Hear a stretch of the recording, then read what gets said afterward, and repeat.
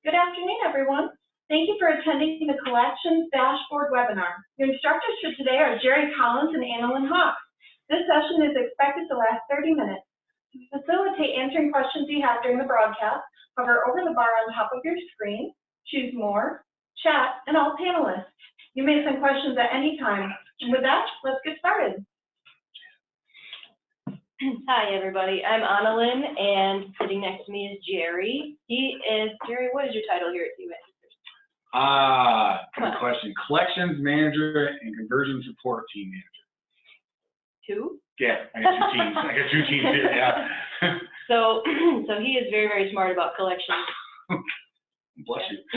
You're welcome. He's very, very smart about collections, all things collections. And in fact, just got done with some training, some pretty hardcore training with the credit union today. Yep. We had a whole new client came in. We had a whole new collections manager, so we went through the whole gamut. Cool. And so, some of you may be attending and are not actually collections managers. You just kind of want to get an eyeball on what you can see. Maybe you're a CEO and wants to see what's happening in your collections queue real quick. Want to have a quick tool you can jump into and get some numbers, get a visual on what's happening, and make sure you're you're never happy to see delinquent or written off loans, but happy with the numbers, right? Hopefully you have an objective of a certain number you want to keep those down to, certain dollar amounts you want to keep those down to, and kind of see how you're doing against your own personal benchmarks. So before we get too far into the actual presentation today, I want to disclose, of course, that we are working in a test credit union. We're working in Bedrock right now, so there won't be any member data displayed, but this dashboard isn't really designed to pin down a specific set of members for you anyway. So we're just going to be looking at big picture numbers of your collections queue, kind of summarizing what's happened on some default periods of time, and then you'll find as well you'll have the ability to, as many dashboards give you, to customize your view and get a pin on exactly what dates you're looking to evaluate. So we're in the test credit union, and I'm going to take you to tool number 229. 229? Yeah. All right. You don't like that number? No, I have no idea what they are. I'm still learning. Okay. But you can also search for the word collection. If you work collections, you're probably familiar with quite a few of these options, but we are going to dive into, again, like I said, 229 collections dashboard / summary. Does not have a shortcut. So it's either tool number or search bar for you, but we're going to click into here. Ah, yes. So first things first, what do we kind of see? Across the top, there is a branch filter. It's defaulted to look at all your branches, right? You kind of want to see the biggest picture first. You can, though, get specific down to a certain branch. This can be helpful if you are a large credit union and have collectors at different locations, or you want to get a picture of if one particular branch has a super high number of past due loans right now across its members compared to another branch, and their members are making all their payments on time. So, and that might trigger, again, you're looking at this dashboard to try to tell a story with the data, to try to pick out outliers, anomalies, in addition to sort of measuring the health and progress of your collections team. So maybe you see a number that you're like, maybe there is a branch that's got astronomically higher negative balances, delinquent loans compared to another one. That is a call to action for you then to kind of reach out to maybe the lending team and say or look further in the lending dashboard and say, what kind of loans are we giving these people? What kind of loans are actually going delinquent? Is it all localized to one specific product or loan category? So these types of questions that you'll trigger inside yourself by looking at this data may not be able to be drilled down specifically inside this dashboard. You may need to jump out into a more lending specific dashboard, or reach out to, like I said, some internal team members and ask. It's a prompt to ask the kind of penetrating questions about what is lying behind this number. What does it actually mean? So another really, really cool filtering option is we can filter to look at only the credit union owned portion. So I click this, and then hit my enter key, and we don't see a whole lot change on this view, but if you were sharp-eyed, you saw that kind of over on the right-hand side. Then investor-owned portion, here we are, just a little bit to look at here. Now, this is a good moment to mention as well, because we are in the test credit union, the numbers will look a little funny. This is not necessarily, the numbers we see today are maybe not realistic compared to what you would hope to see in your credit union, but. Right, I get out of that investment if that was going on. Exactly.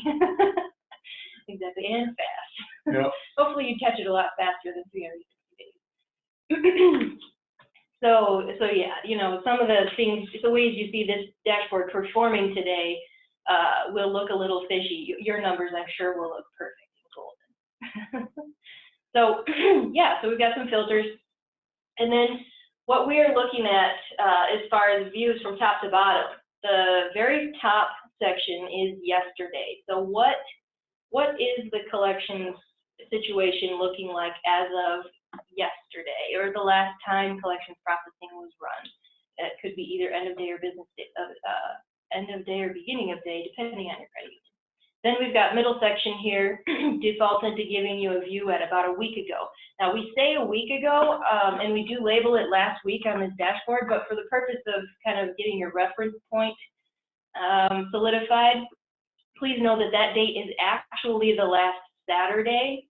So if you were coming into this dashboard on a Tuesday, let's say, then technically the numbers you're seeing are not going to have a whole very big difference, because we're only looking at from, you know, to last Saturday from Tuesday. That is not very many business days in between.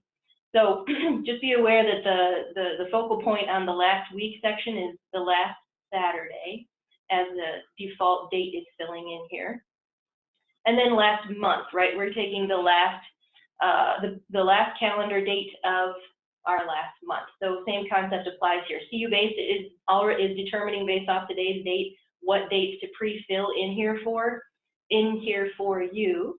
And if you were coming in very beginning of June, this last calendar date could be not very long ago. So you have the ability, if you wanted to, let's say we wanted to look at precisely what was the activity on the day exactly a month ago. We could say 05/23/2017. And you have the ability to control this here. What might be some value, Jerry, would you say, in looking at kind of a staggered view like this? I use it a lot. And first of all, like you said, you can change the dates on here. So I can do every day for a week and see if I can see numbers going up and down during a certain time of the week when I might feel my collector's always really busy at this time and why. And you can see where those things might be heading to. And because of the fact you can customize your dates in here, I can go back a year, 6 months ago, and do all different kinds of comparisons here to see what was going on in this period of time. Where I feel like something was going wrong or something didn't feel right a few months ago, or something came to my attention several months ago, I can go back and do numbers for that time of the month and do a quick comparison and see what the numbers came out of me as. So I know if there's really a problem here, or it's just something that is a fire that doesn't need to be put out. Right, good point. So you just said maybe look at month to month. That's a cool idea. So let's try, we can take, we'll take today and then go down to the next one and go back to. Yeah, see that it is labeled yesterday, last week, and last month, but because each field is editable, don't get hung up on that. You can make them whatever you want to. So you can compare dates all over the place. Okay, exactly. And that is one of the more common points of confusion. And I'll get to that. Yeah. He's like, look.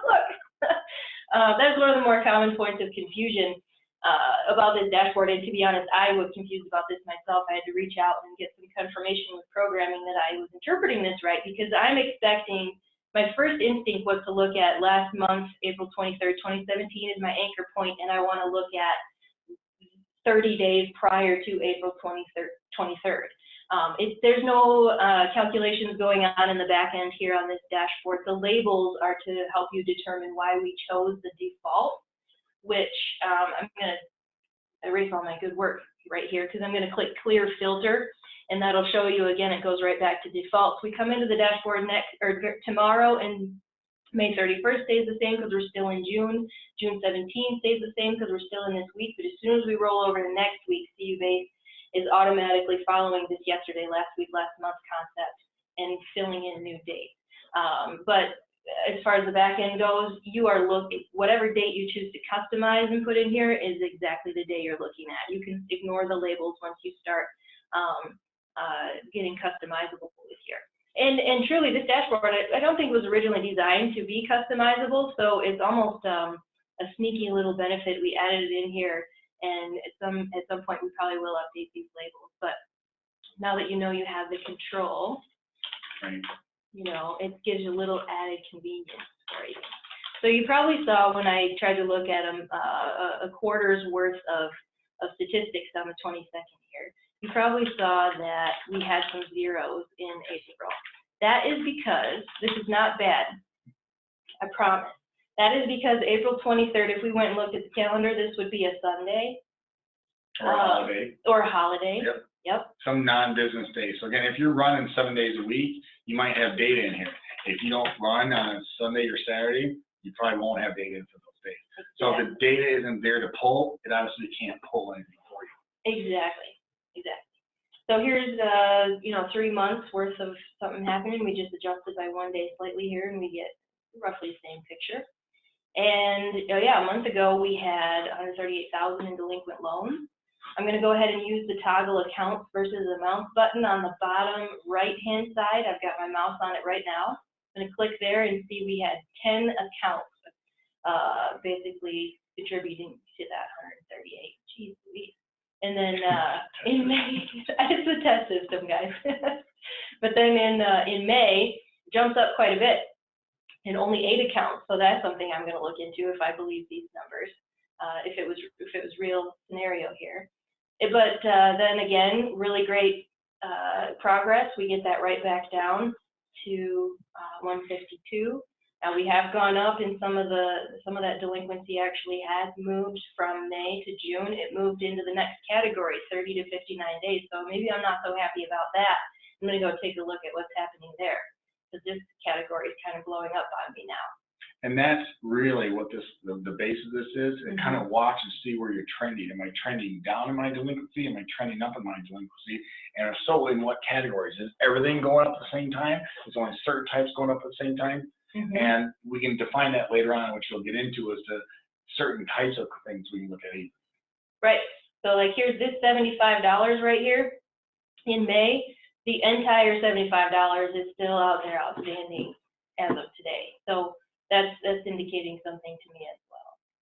Another interesting thing to do with the dates here is maybe, the sky's the limit for whatever you want to take a look at. But I like, if your due dates are maybe, and I don't know what the Texas Credit Union normally has, but if your due dates are around the first of the month-ish, you can take a look at what we've got, maybe 05/31/2017, 06/01/2017, and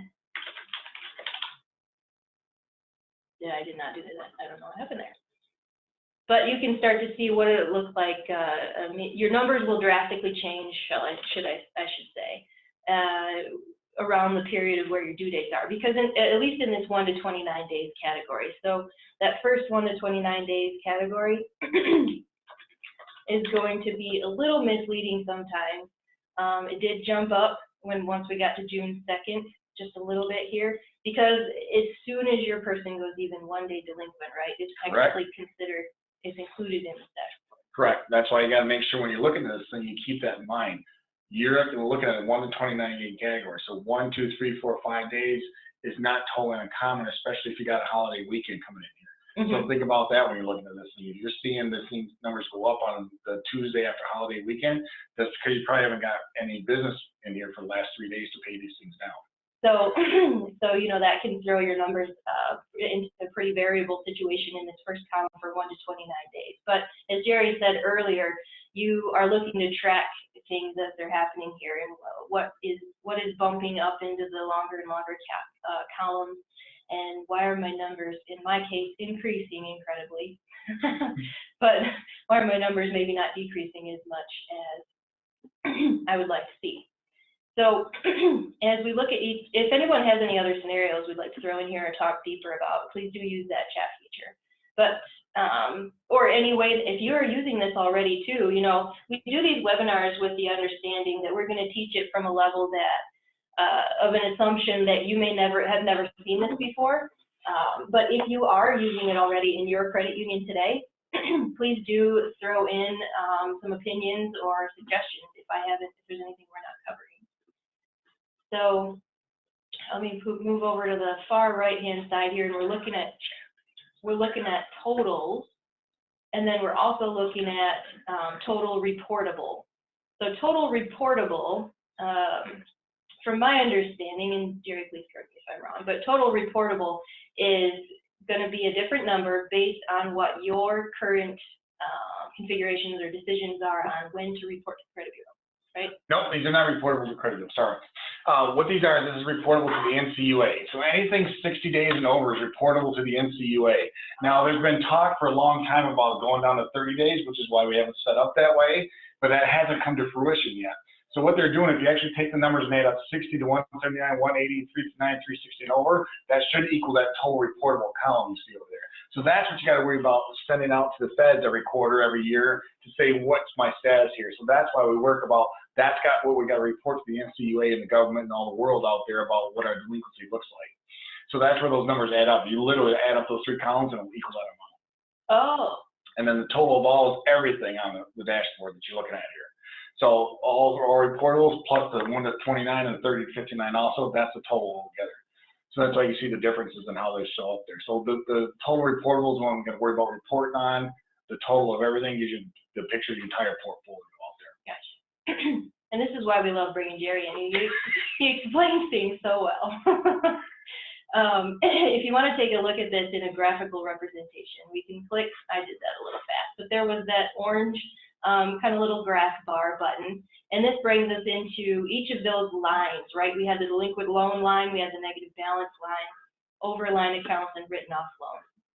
So it just lays it out visually a little bit differently for those, you know, both ways kind of helps both learning styles sort of help interpret this screen. So you can take a screenshot of these as well and maybe throw them in some reports or shoot them off to the team. But you also can download a PDF. You can turn this screen into a PDF report, which is formatted really nicely for maybe a board report, say. Bingo. And yeah, we got to do one. And then you can also export it in Excel. And the beautiful part of exporting in Excel is that it brings graphs with it. So it brings all the data in cellular format, Excel format that you see on this screen, and pre-graphed for you. The Save button is going to give it to you in Excel, but in CSV, so no graph. One small disclosure, though, is that this PDF button, and for anyone who's attended other webinars, you know this already, but the PDF button does require a back-end license per workstation. So if you give it a try and you don't have it, you are going to get an error. Yeah, maybe I shouldn't have clicked that. It's going to take a second to give me the error. You'll get a little message telling you that a license is required and to reach out to CU Answers. So you may have this, you may not. If you don't, the client service team is available to walk you through how that's going to work and get you set up with one. Put myself back to all. All right, what am I missing on this screen? Jerry, anything? That's pretty much the basic of this screen. Yep. Okay, so we're going to dive into some of the stuff we see on the bottom here. And if you are familiar with dashboards already, you probably use quite a few that have some filtering or, filtering and sorting options all across the top. Little boxes you can type criteria into, codes into, lookups you can choose to specify certain things. And this one was built actually the opposite way around. We've got most of the stuff at the bottom. So we're looking at the entire set of information here, but we can jump into, let's take the first one at the bottom, category. And we can pin this down to specific loan categories. So let's look at both of our student loan situations here. So I use the control key to select multiple and hit enter. And here's what the student loan looks like, just delinquent loans, a couple in the 30 to 59, et cetera. Total reportable is about half of total all. So just some quick numbers there. Maybe we can jump back in and unselect all and switch over, maybe take a look at the construction loans, agriculture. You can select everything and then take out things like mortgage and not gonna look at all those. You see what I mean, though? So now we can sort of start customizing this screen, and here's where it gets really powerful. You start customizing things, export the data from the screen into a file with graphing, and you can start building out specific segments. If you have business units configured, these are honestly, in my opinion, one of the fastest way to start splitting out sections like that. We don't in this environment, but this is where you could create a business unit for your entire real estate portfolio and start splitting out into categories, assign different lending products to each business unit. If you would like to take some of this information into Query, you can. There's an export button down here as well, which when I click will give us the option to make a database file name. Have you ever heard of credit union doing this? Not from the dashboard. Not from the dashboard? No. Okay. I know they've done it before and other things, but not from the dashboard yet. And I haven't either. So if you do, or if you start doing this, I would love to hear why and what you're using it for, because if you are familiar with exporting from dashboards at all, you'll know that sometimes you can get member account numbers. A lot of times, actually, out of a lot of dashboards, you can start exporting what's on the screen, and you'll have an option that'll say export complete list of account numbers for Query or Member Connect. This particular dashboard's option phrases it as exporting a complete dashboard list to file name. So it's sort of subtly telling you there, you're not getting account numbers out of here. So if you want to know, if we were toggled to the accounts and you wanted to get a listing now of the 7 accounts and 22 accounts here, et cetera, and you think you're going to get a database file of these account numbers, I want to get ahead of the game and make sure you know this file is actually only going to give you in a queryable database file format each of these dates with the corresponding numbers in a database file. There's value in this because if you create an internal workflow or tracking system where you want to create snapshots of time off this data, or collections of different dates put together, and you export those a couple of times, throw them into Query and start comparing against each other a little creatively there, that's certainly an option. But main point of the story, main takeaway on the export is, as it does for many dashboards, take out account numbers. In this case, that's not what you're going to be seeing. So I don't want surprises there for you. Yeah, you're probably best off, if you want to drill down on anything, jump into the collections tool in 982 and look up these categories, because you can choose those kind of categories in there. Mm-hmm. And that's what we were teaching earlier today when I had the same thing. I said, how do you find these now? That's when you jump in the collection screen. This is not made for drill down information. This is made for general, hey, I got to pay attention to something's wrong here, go investigate it. Mm-hmm, mm-hmm. And instead of manually, calculating things off the collection queue, now you've got pre-totaled, pre-sorted numbers for you in this dashboard. So each has their own intent and purpose. You also can check out, so we can narrow down by collector, right? We could take a specific collector's ID and look at what they're working with.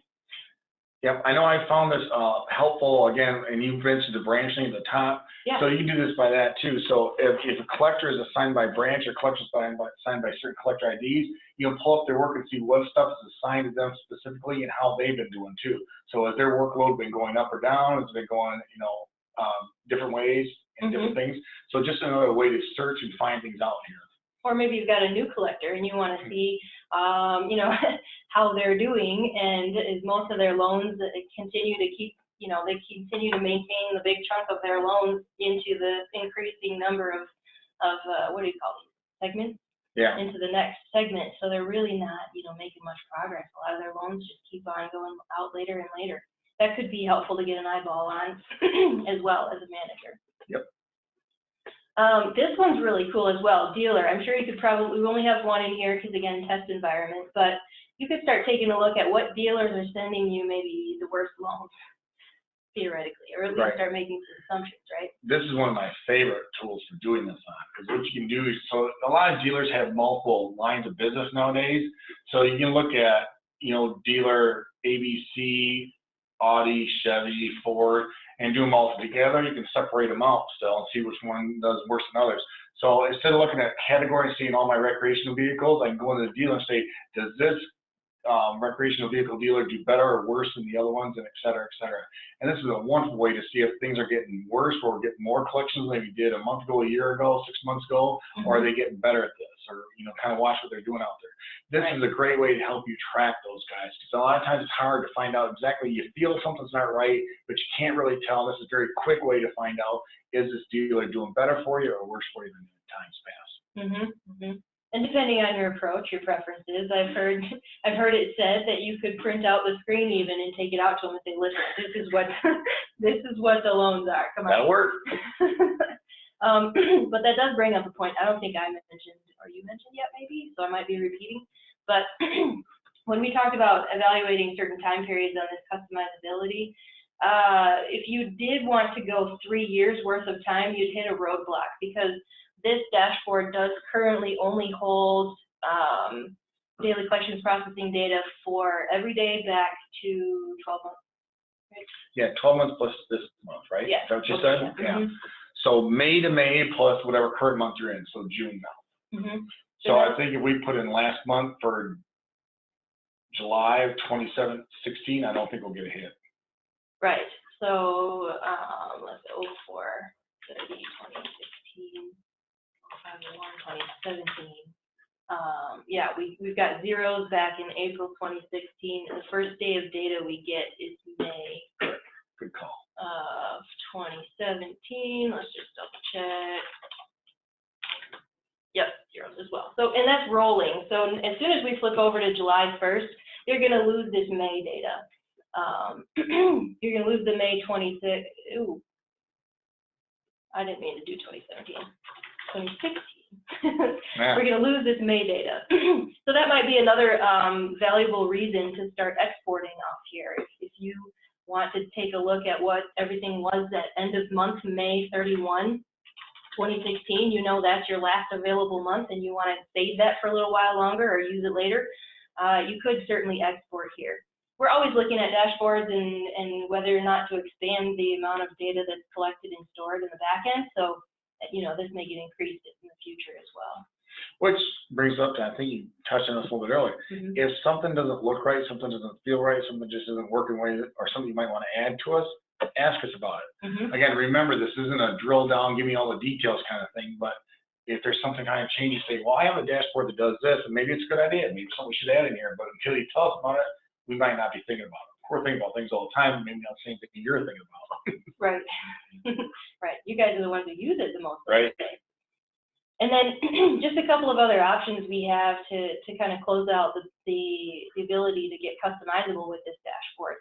In the memo summary section, this is almost like a standalone tool of itself in a way. So in here, all we have looking at right away is the audit tracker. So we could start getting some ideas of, you know, what kind of tracker activity has been happening. But we can actually pin this down to the XX collection card. Darn it. So since this is the test credit union, we don't have any memo types. Well, try expanding your date range. Yeah. All right. Good call. Go like a couple of years. Hey, there we go. Cool. So how is this broken down? There we go. So there's a lot of collections. Do you normally see this many memo types? Yes. You do? That's pretty standard. This is pretty standard? Yep, because we added 2 more in the last year and a half for write-off and charge-offs, and then we usually give them somewhere between 24, 36 of them at conversion.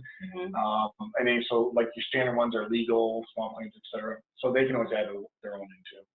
Okay, okay. So really what this brings you into is a breakdown of all the work that's been done with those loans we saw on the previous screen. Where is most of that getting concentrated? So right here, this jumps out at me, broken promise, 89 of them. And that's not real cool. Promise to pay is 82. So there's a little bit of ambiguity here. Maybe every single one of those 82 people broke their promise. But some of those broken promises, of course, probably came from a promise to pay a little while ago, or it's all a little bit fluid. So take these numbers with a little bit of understanding that they're not going to give you surgical precision on the understanding of you know, what the big picture is. Maybe one member we've been in contact with a ton this week, and they account for just 15 of these across the different memo types themselves. So, you know, as you're looking at the numbers and totals here, it's not as if this was the total of members contacted in the various. One member, again, like I said, could have accounted for 10 of these collector updates. So keep in mind your reference point there. Anything to add here? Or do you probably look at memo types a little bit in your reports and collections? Right, not usually the dashboards, I usually want more detail in them, Mhm. so I do it in a different place, but yeah, you can just like double click on those, I think, can't you, and it'll bring it up, so. I'm not Yeah, sure. and you also have the ability to export these as well. So if you want to, and that depends on what your purpose or goal is. You can simply adjust your date range and you've got the data in front of you. But if you want to export a snapshot to a database file, we have that export button again, which is not, again, exporting account numbers in this case, just your list of what you see on the screen. Correct. And again, you can see the top, if you do collections by branch, you want to see if a collection is assigned a certain branch or branches, you can narrow it down that way too. Right, we could see what this collector's doing, which she hasn't done anything. She's not a collector. She's not a collector. Right, so you can get a little report on what your individual collectors are entering in for, in this case, a couple of years, but maybe a month. Maybe you just want to look at the month. So I really like this one. My background is in using trackers for non-collection purposes as well. So I always get a little excited about working with these, with trackers in general. So last but not, that's it actually, right? Yeah. Again, we talked about the toggle accounts, so that just takes the volume dollar-wise and changes the number of accounts that make up those numbers. Mm-hmm. So that's really helpful for me because, again, dollar amounts vary so much with the clients I have, whereas your guys are probably going to be pretty standardized. But for me, it's a great tool because my client base varies so much that a $2 million dollar amount one client is a big and nothing in another one. So I like to know the volume accounts that's making those things up. Right, exactly. Exactly, and it's kind of interesting. You can catch some things here as well when you see, like we saw, what was it, like 8 accounts accounting for $255,000. Yeah. You know. Because you got some very high dollar accounts that are running delinquent. Yeah, you definitely want to get on top of those ones. I run some mortgages. So just to wrap this up, I want to, first, I haven't seen any questions come through, so please do send those in now. Now is your opportunity before we head off to the rest of our collective days. But while I'm giving you a chance to do that, I'm going to go ahead and pull up, trying to figure out if I got to use Microsoft Edge, so we'll get ourselves there. On our executive, or not, on our executive groups page, it's under, actually, I am going to do the faster way. You should, if you don't have this bookmarked already, jot down study.cuanswers.com. So not cuanswers.com, but study.cuanswers.com. There is huge opportunity for you to learn more about other dashboards we have in CuBase. This is obviously a very helpful one in the collections realm, but there are marketing-related dashboards. There's finance-related dashboards. You know, maybe trying to balance something or build a board report. There's some fraud monitoring dashboards. There is, I'm trying to think as I'm talking, as I'm trying to navigate, so I'm losing track, but there are tons out there, more than 80 dashboards, and we're covering a lot of them in our Dashboard Dive series that you're attending right now. So if you are on study.cuanswers.com, there are some other opportunities to reference here if you're interested in really diving into more ways to get in touch with tools and data available in CuBase. But Dashboard Dives itself is this webinar series, and right on this page, when we hone in on that, you're looking at starting June 1st, we started covering some of our big hitter dashboards first off the bat, and these are recorded and out there available for you to pull up as you're doing something else and just listen in and check out the screen every once in a while. At your convenience, you can go back and take a look at these. The webinar we're on today, we're also recording and we'll post to this website. And then coming up next is loan portfolio concentration risk and loan concentration by member. So if this is exciting to you, definitely add it to your calendar next Thursday, the 29th. And you can come out here and click attend this webinar to register. Or if you get client news emails, you'll see those coming at you pretty often. You can register through there as well. If you use these dashboards, click be a co-host as well, and we would love to have you call in and mention maybe some ideas or successes if you have been using it often enough on how you actually put this in place at your credit union. You don't have to be a co-host either. Just shoot us an email if you'd like at ai@cuanswers.com. Oh, hey, look at that. So, and I just had a question come in, so I'll get that in a second. But just to, that kind of, after we do skip a pay in beginning of July, we're going to switch over to some of the marketing and member engagement dashboards as well. So here, what do we have? I'll answer this one. Okay. So the question was, I only have one collector out here, and so the old collector IDs are still out there. Is that something we have to manually change? Yes. If you want to change the collector IDs, you do have to change them manually. However, they also ask, is it something that's assigned by, let's say, can it always be assigned to that person? Yes. Under every product type, there is a default collector ID out there. So if your collector ID was 9 and they're now 10, you should go into those product types and change all those default collector IDs to the new person's name out there. So you can go in and do that out there, and then that way all new ones coming out will all have a new default collector ID, but you'll have to go in and adjust the old ones out there. Cool. Thank you, Jerry. Yep. All right, and it looks like we have some tips coming in from another attendee as well, too, so that is really cool. If that, and Jordan, if you still have questions on that, please do reach out at ai@cuanswers.com, and we'll get you connected for more kind of in-depth discussion on getting you all settled there. Okay, so that's anything collections-wise to add? No, that was great. Again, if you haven't been there, we have a collections roundtable that we can talk about this dashboard into. That one's coming up August 29th. We gave you the summer off. A lot of people like to goof off during the summer, including collectors. So feel free to come out and see that if you want to. Otherwise, I'm good to go at this point. Kids are back to school the 29th, right? Close to that. I know. We don't want to go Labor Day yet, but it's going to be pretty close. All right. Very cool. So everybody have a fantastic rest of your day, and hopefully we'll see you next Thursday at 3 o'clock to talk about, and feel free to check it out ahead of time if you'd like, the loan portfolio concentration risk and loan concentration by member dashboard. Thanks.